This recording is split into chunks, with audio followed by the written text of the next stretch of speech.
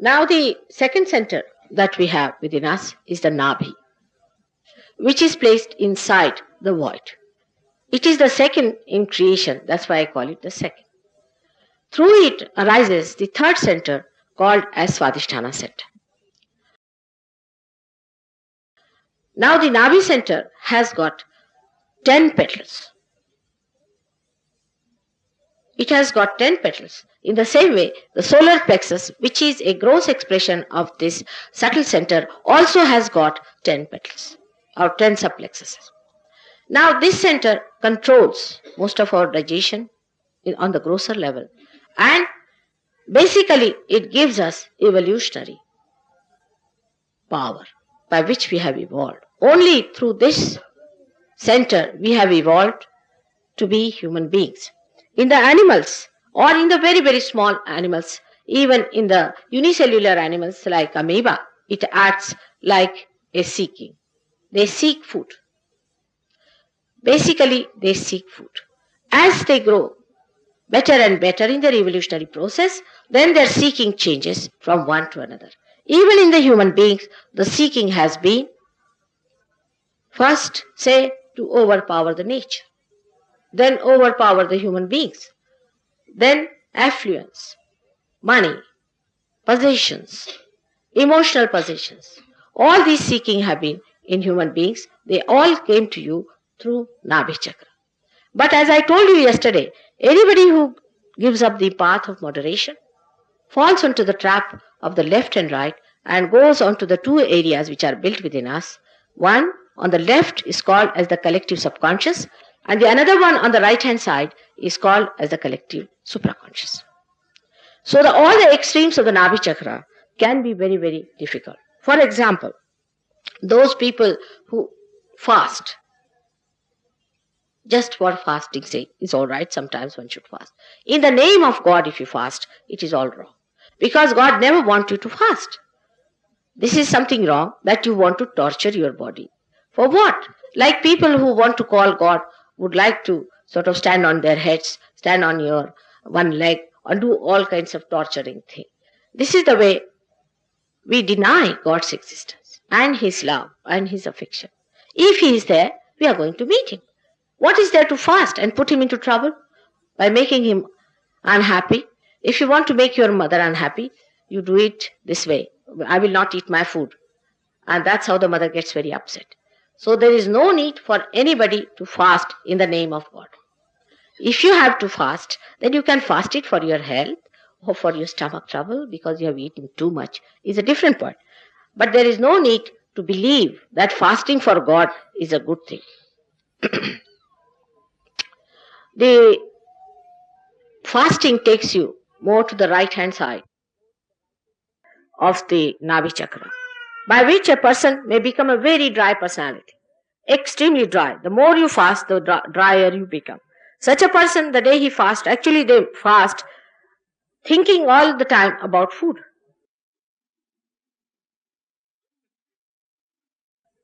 What thing are we going to eat while fasting, and what after are we going to eat? So the attention is all towards food, no doubt. But this kind of a pressure, or zabardasti as you call it, on yourself pushes your attention to the right hand side. By that, you enter into the area of collective supraconscious. Fasting people become emotionally dried up. Their emotions become dried up because only the right hand side is the action towards it takes place, but the desire is not fulfilled. And that's why the left hand side is frozen. You must have heard of so many seers we have had, called so-called rishis, who were very hot-tempered. They used to curse people. They used to just bhasmisat, make them into bhasmas. And they used to just curse such people. These were the people who developed the power of the Surya, as they said. Like Surya they became, because this was the Surya Nadi. And they could, by their power, could just kill anybody they liked. Now this is a power which is extremely destructive. It does not give any kalyana to anyone. It is of no use to become such a person that you look at somebody and the person becomes ashes. Imagine you have been made human beings with such difficulty. From amoeba you have come to this stage. Now, anybody who tries to do such tricks is absolutely anti-God. He doesn't understand the purpose of God. He doesn't know where does he play his role. He becomes a destructive force. So these are not powers, but these are negative forces, and how they work out, how these forces come into us, that I will tell you later. Now, on the left-hand side, the people who are too indulgent into food. They eat too much, they are lethargic, and they are all the time thinking about eating, eating, and eating. Such people pass into the left-hand side. This is also a very dangerous state. When they go on to the left-hand side too much, they are again attacked by the collective subconscious, and you may develop any disease accordingly.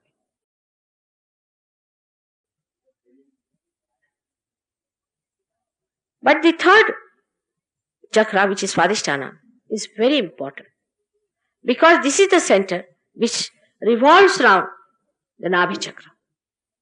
And the main work it has to do is to convert the fat cells from your stomach for the use of your brain. When you think, you have the use of the brain cells, but they are to be replaced.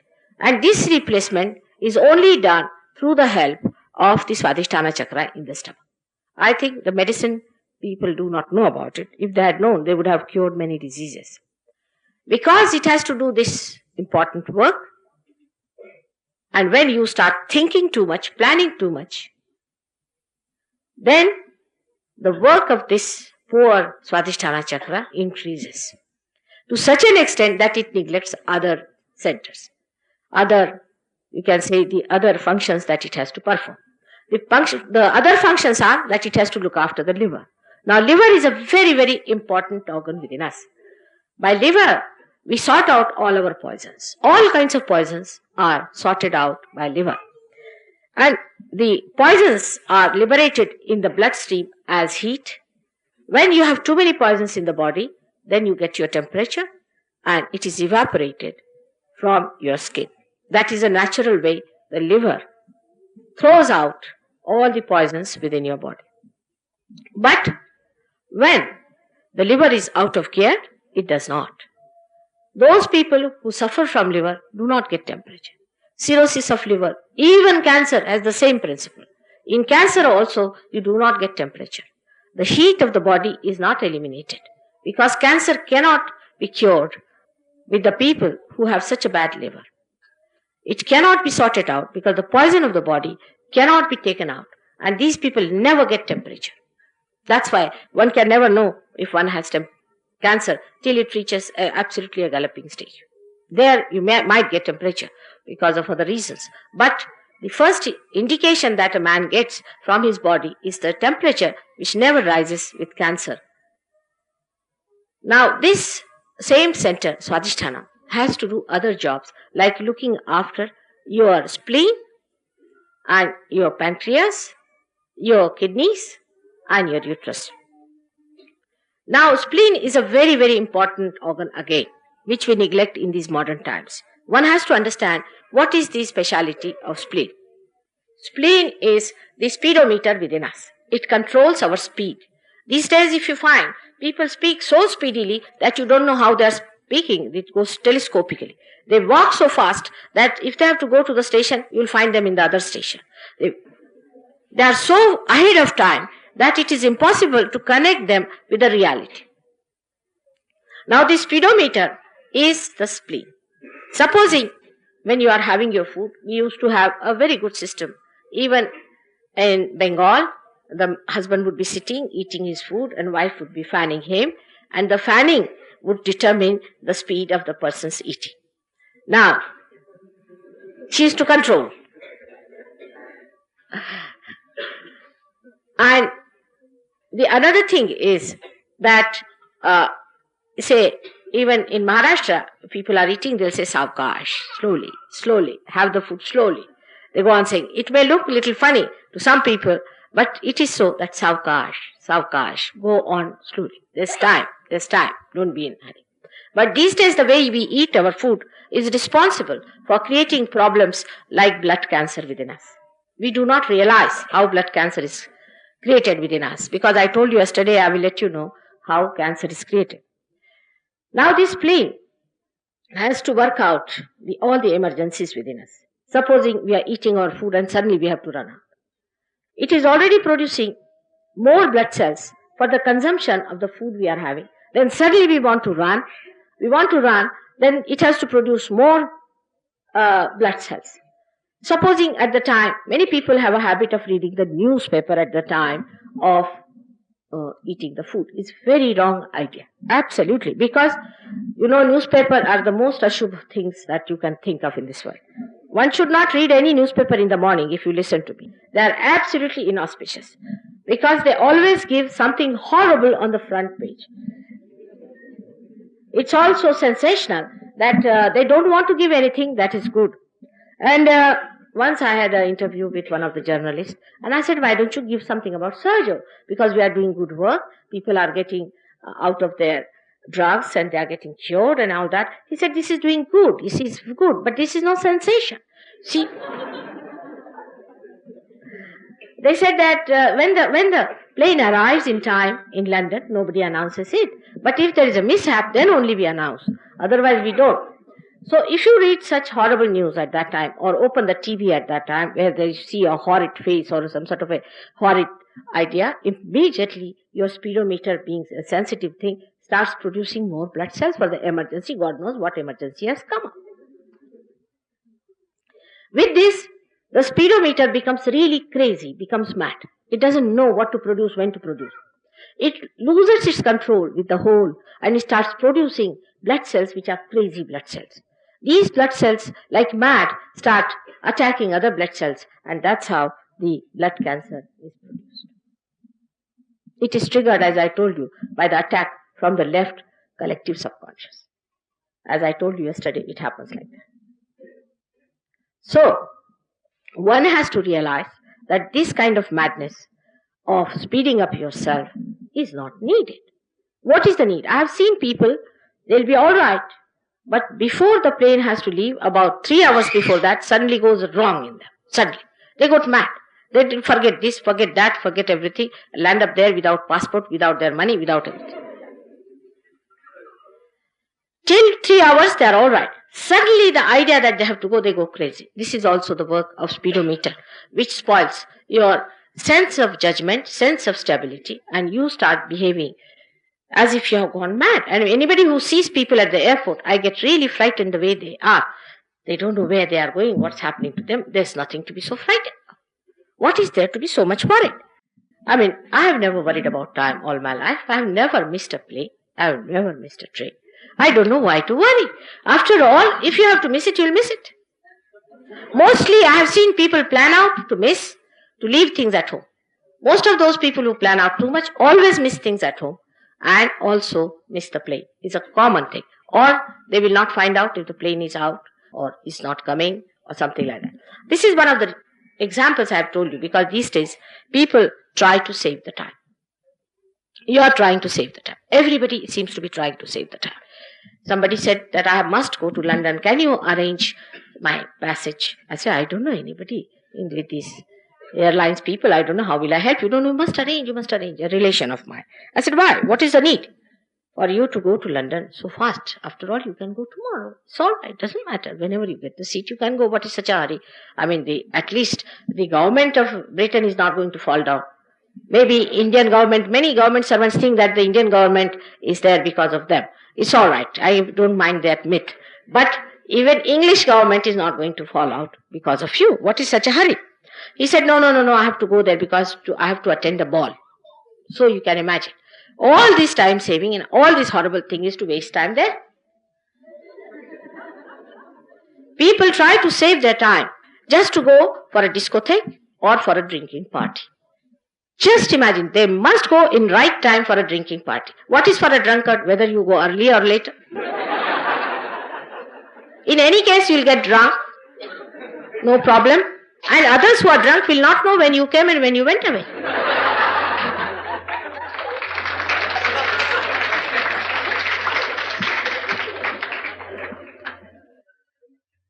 there is no need to hurry up so much. That doesn't mean that you should be always late at a place. I don't mean that. But one should not hurry up. You will be much more in time if you do not hurry up. You will be just in time if you do not hurry up. It is better not to hurry than to be such a slave of your watches. Because the time that is to be saved is not for all these nonsensical things, but is an urge from within to save the time for meditation. The time has come for us to get our realization and to meditate within ourselves and to grow within ourselves and to transform into the new awareness of God's realization. This is why we are seeking the time. That's why we have to have the watch to know how many hours are there left for us to meditate. This urge has been misunderstood by human beings and they are misusing it for some another purpose. I am sure after some time they will realize, because this kind of madness leads to horrible diseases. Another disease that people normally suffer from, especially in Delhi is very common, is diabetes. Diabetes is caused because the same center which is using its power to supply the cells, the fat cells for your brain, has to look after also the pancreas. Now the pancreas is the one which digests your sugars. Now if all the time you are thinking, all the time you are planning, then what can this poor one center do? It cannot work out the pancreas.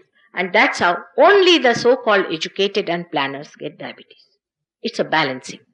Because they use too much of their right side and the left side is completely frozen. What happens? That all their left side problems start. The nature takes its respite.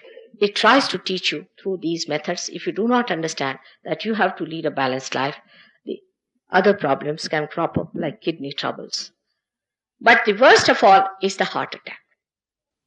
Only a person who works very hard, thinks too much of himself, and thinks that he's the one who is the supporter of the whole kingdom and the one who stands like Giridhari ji with a finger in his hand, all such people are apt to get heart attacks. Absolutely no doubt about it. Because they work so hard. They work out their right side and don't worry about their left side. The left side goes to a point. The another type is the type which worries too much about their body, physical health, like Hatha Yoga, now so-called Hatha Yoga of the modern times. If you do too much of exercises and too much of physical exercises, you neglect your spirit, which is your heart. There is no balance between your heart and the spirit. The heart is all the time working for giving you more blood for your these horrible exercises that you are doing. There is no need for you to take out all your intestines and put them back. Some people do such horrible these exercises. I don't know for what. What is the need to do such exercises indiscriminately? Of course, in Sahaja Yoga also, after realization, you have to do certain asanas according to the need of the chakras. If the Swadhistana chakra is caught up on the left side or right side, there are certain asanas one has to do. But if you do at that time some other chakra, other exercise, you will spoil it worse. Because you will spoil that center which is all right. Because it is all right, why are you bending it? And the another one which is spoiled is not attended to. There is a big knowledge about it. I should say there is a big science about all these things. If you do not know that, and if you just do it indiscriminately, it would be that you just have a little cold and you are taking all the medicines right from cancer up to TB. This is so indiscriminate, doing all the asanas all the time and then end up your life with a heart attack. Those who pay too much attention also outside get a heart attack. Actually, these are all ego-oriented people. You see, on the right-hand side, when you think too much, when you use the right side, you develop your ego. It can be very subtle. It can go very subtle. If you hear of a person, he's a great gentleman, know that there's a very cunning ego there. Because he knows that you have to be very polite with your ego, otherwise people will know that you are egoistical. So they're extremely humble. Ego can only disappear when you get realization. Before that, the ego exists in a subtler and a subtlest form. After realization, when the Kundalini rises, she sucks in both the ego and superego, and you become the self. This happening has to take place. Otherwise, we live with ego all the time. Krishna realized it long time back, 6,000 years back. Krishna realized it that people cannot give up ego easily. It's not simple to explain to them that you have ego, because if you tell somebody, you will have it. So it's better to do it in a way that they would understand. And that's how the whole Gita is nothing but a great diplomacy of Sri Krishna, the great incarnation, the complete incarnation of diplomacy. He has played tricks with Arjuna, and you are all still playing the tricks. You are still with it. When he said that get the jnana, means that your awareness must be enlightened, you must get your enlightenment. That is the first thing he said. He is not a shopkeeper. So he said the direct thing, that you get your enlightenment. Get your jnana. That's the first thing he said. Jnana means not reading the books, but jnana means your attention must be enlightened. Your awareness must be enlightened. You should become a jnani means you know. Just by feeling on your fingers, you can know what is the problem with you and what is the problem of others. You become, it's not a question of just giving a lecture to people that do this and do that and do this. But it just happens to you that you just become. And this is what he has said, that you become the Jnani. Now, Arjuna asked that you are saying that you become a Sakshi and a Jnani. And here you are saying that you go and fight in the war. You see, when you are realized you fight in the war, you don't fight. You just see as a Sakshi. You just used as an instrument of God to fight the horrible people. But he did not understand. He did not understand this subtle point. So Krishna tried a trick on him. He said, all right, what you do is to do your karma and put it at the lotus feet of the Lord, which is an impossible situation, is an absurd condition. This is the best way of diplomacy, to put an absurd condition so they fall into their own traps. He said, you do all the karmas of the world and put it at the lotus feet of God Almighty. Now, it's an absurd condition. It can never happen. But many people believe in this Brahma, that Mother, we do all the work and put it at the lotus feet of the Lord. You cannot. In a subtler way, you may say, rationally you may say, with your mouth you may say, but you cannot, because the ego exists within you. It is there. Now, how to get rid of the ego? You fight with it, it will become even bigger. Just like a balloon, if you fight with it, it goes bigger and bigger and bigger. And some people have an ego so big that if looking at them, I sometimes find that it might grow into a horn. It can be horribly bad. See, people have ego in the places. Like India, most surprisingly, when we get the idea of getting developed, we should know the people who have done that job in the West have got such an ego-oriented personality that they want to run away from this ego morning till evening. They are so fed up with it that when we are trying to develop ourselves, we are just doing it by increasing our ego. When we work out our right side, our ego develops as a byproduct, and which surrounds our heart. It surrounds our heart. A man who gets egoistical becomes so much dry. He cannot talk to anyone properly. As I told you, they bark. They suddenly become so dry. If they have to talk to someone, then they think it is too much to talk to someone who is so low. They start feeling that they are very high people, they are of very great positions, they are very rich, and these are all low people. All such nonsensical ideas start cropping into their heart, and their heart becomes all enveloped with ego. Then it goes to a point where the ego becomes too much, then you get a heart attack. All those people who say Gayatri Mantra without any authority, working on the right hand side also. If you say your Gayatri Mantra without any authority, you will get a very weak heart. All such people will get heart troubles. Please take him out. Huh? Yes, take.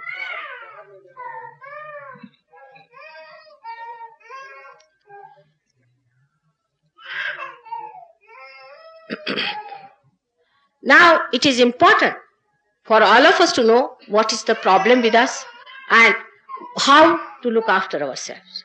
We should not try to put our attention outside to such an extent that we neglect our heart. If God has given us, say, some position, must know that you must love. You must have your emotions. For example, I've seen government servants in Delhi, because my husband has been a government servant all his life. I know they have no time for their wives, they have no time for their children. They are so busy. You never see their faces in the daytime. You have to always put the light on. And if you see them in the daytime, you don't recognize them.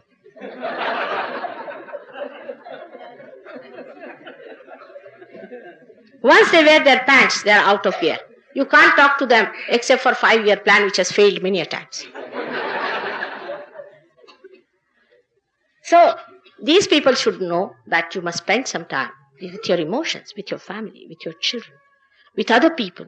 Have some loving rapport with other people of the society. Look after that side also. Those people who do not do such things are in for trouble. I have told so many people that be careful, that you should not get a heart attack. There are some gurus who are also good at giving heart attacks. There are many gurus who just give a heart attack to the husband whose wife is his devotee. It's a very common feature of many gurus who gave a heart attack to the partner of his devotee so that he gets all the money, all the property, and the wife or the husband at his lotus feet. All such things should be avoided. We have to be affectionate, we have to be kind, we have to control our tongue and be sweet to others and nice to others. Not that thinking if we are nice to anyone, we are doing something great. We have to be generous people. We have to give as much as we can, we should give. What is there to feel that you are doing anything for anyone? This is the greatest, subtlest ego that people think we are serving the nation or we are serving the poor. Who is serving whom? Who is the other? If this finger is serving this finger, do you say that I am serving this finger? Who is the other? If they are all the part and parcel of the whole of one primordial being, then you are just helping yourself. You are not helping anybody else. But this is only possible when you get your realization. Without realization, all this talk is talk, talk, talk, and talk and talk.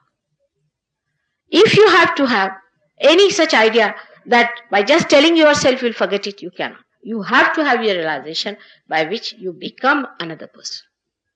Then how you talk? What Krishna has said, that you become akarma. Akarma becomes it. You just don't feel you are doing anything. For example, now if you have a Sahajogi here and if you ask him to awaken your Kundalini, he'll just tell me, Mother, it doesn't come up, it doesn't come up, it doesn't go, it doesn't. He doesn't say, I'm not doing it. He doesn't say so. It becomes a karma. He doesn't have to say that I have done this realization, I have cured this person. No. He said, she's not getting cured. The Kundalini is not rising. The realization could not be established. This is going wrong because the whole concept of doing the work is finished as soon as you become a hollow personality. There's a beautiful story of Sri Krishna and Radha. Once Radha ji felt jealous of the Murali and she said that, oh Lord, why do you have this Murali all the time at your lips? What is so special about her? She went and asked Murali about it. Murali smiled and she said, don't you know that my speciality is that I have no speciality. I am a hollow person. He plays and the whole thing flows through me. I see that. People say the Murali is played. I laugh at it. It is he who is playing through me. I have become a hollow personality. In the same way, when the akarma is established, you become that. Same about the bhakti. When people start singing too much, like mad, you see, unless and until I see you, I'll cut my throat or jump before the fast-moving train and all those things. When you try such tricks, you must know that you will be attacked by some possession. Some people dance like mad, thinking that they have got God in them. God doesn't dance that way.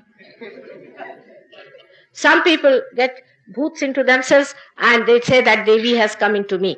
Devi, to be born in the body is not an easy thing. It needs a very special type of a body to have 35 crores of gods to be settled in the body, to manage the 35 crores of chakras.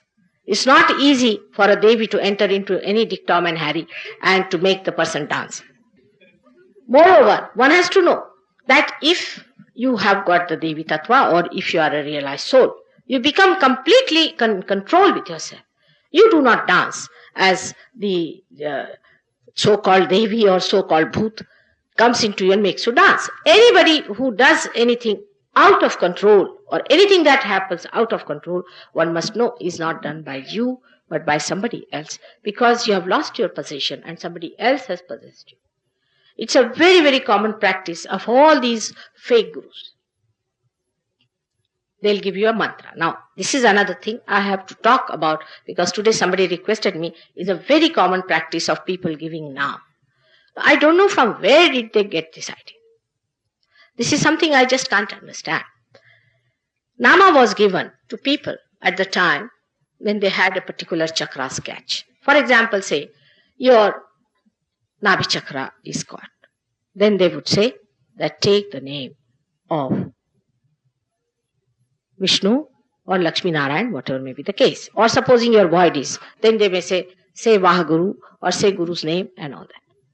But that's a different thing. When the Guru is a realized soul, he knows where is your problem. But how can you give that name permanently to someone? It is impossible. Because the Kundalini moves. As soon as you take the name of the Guru, the Kundalini will move upward. If there is an obstruction, you have to take the name of the deity that is here.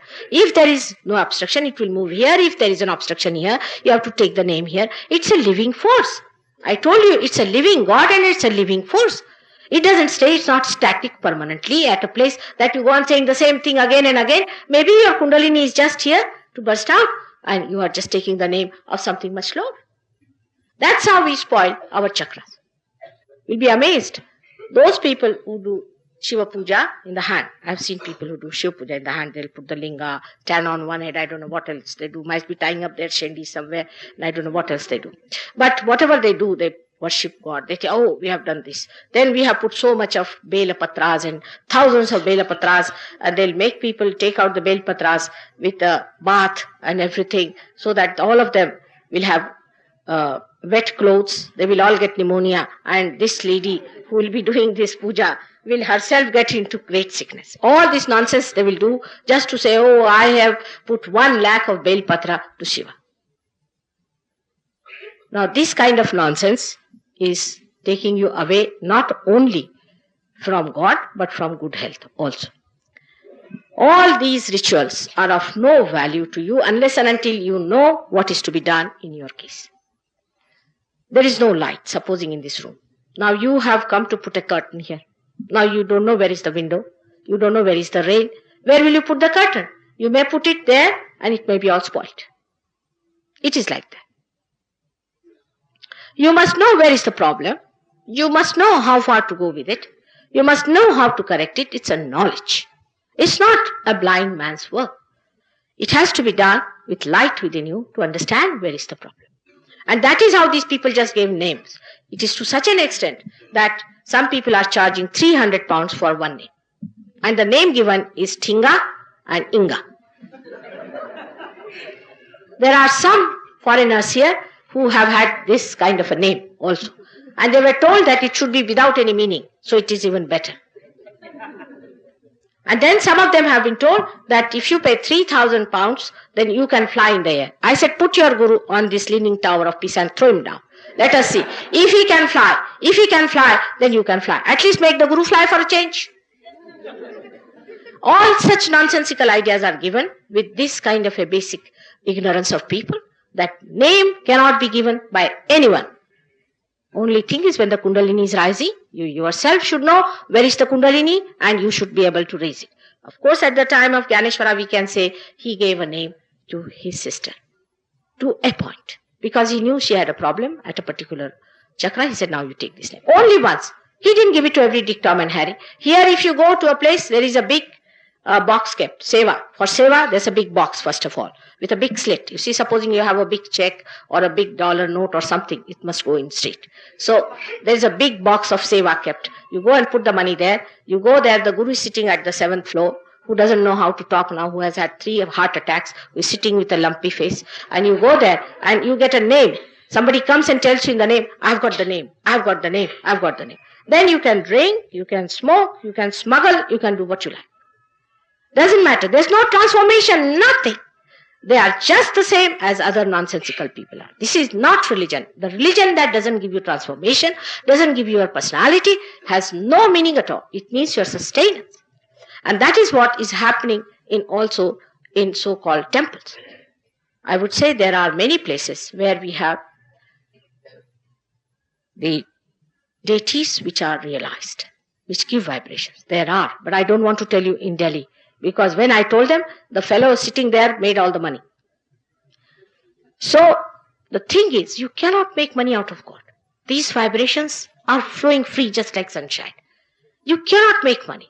Money and God doesn't go hand in hand. God doesn't know any money business. You must know that He does not know that there is a way of creating money by just printing papers.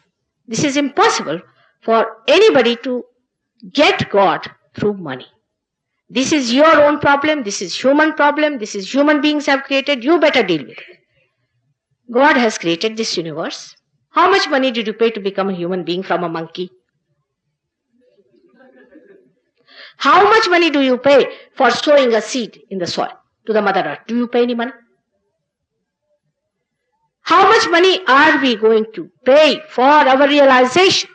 What do you have? What is your wealth?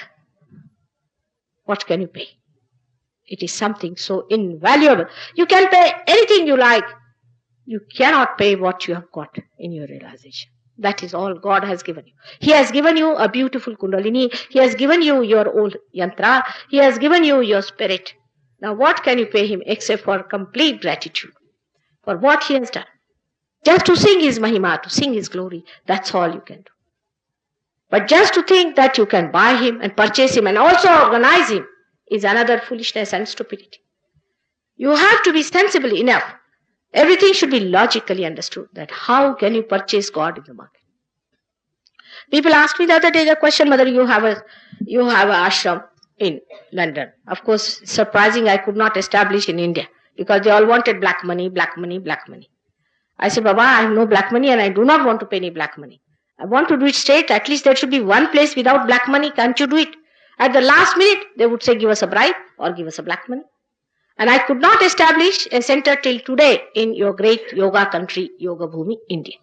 But in London, we have a center for which I don't know.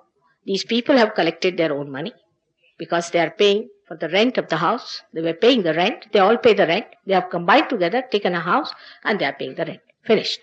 What money do you need for? For what do you need? You need supposing for this hall, you need a money. All right, little bit you can arrange a money and you do it. What is there to have the money for the guru? A guru, if he's poor, he lives like a poor. Christ was a carpenter's son. Did he collect any money for himself? If he is a rich man, all right, he can enjoy his wealth or he need not. If he's a rich man, it's better that he should pay some money for this work, which I have to pay myself sometimes. In the same way, one has to understand that money cannot buy God. It is too valuable. It is so great. It is supreme. And the one who wants God should not ask anything that is material. Should not. Should ask for the Parama. Ask for the highest, the central thing, the tattva, the principle of it, from which everything flows. As I told you yesterday, Krishna has said, Yoga Kshema Vahamyam. He did not say Kshema Yoga. You have to get your yoga by which your Kshema will be worked out. All your problems, material problems, all these things will be worked out. And how they work out, I'll tell you tomorrow, how the Lakshmi Tattva is enlightened within you through the Navi Chakra. But today I have talked to you about Swadhistana Chakra. Now you must know that Swadhistana Chakra is like a lotus. And the deity of Swadhistana Chakra is Brahmadeva and Saraswati.